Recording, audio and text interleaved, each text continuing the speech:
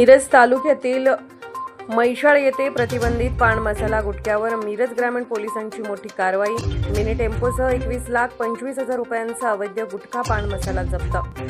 मिरज तालुक्यातील म्हैसाळ येथे प्रतिबंधित पान मसाला गुटख्यावर मिरज ग्रामीण पोलिसांनी मोठी कारवाई करत एकाला अटक केली आहे।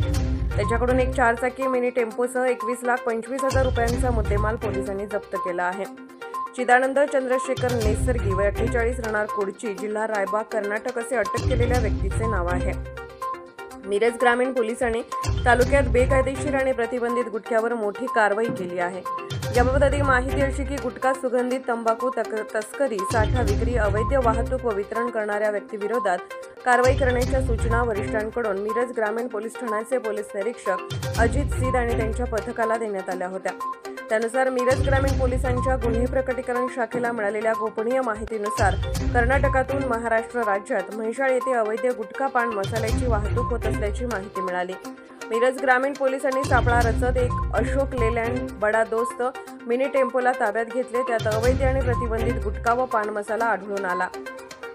पोलिसांनी सदरचा टेम्पो आणि आतील मुद्देमाल असा एकूण 21,25,000 रुपये किमतीचा मुद्देमाल ताब्यात घेतला आहे।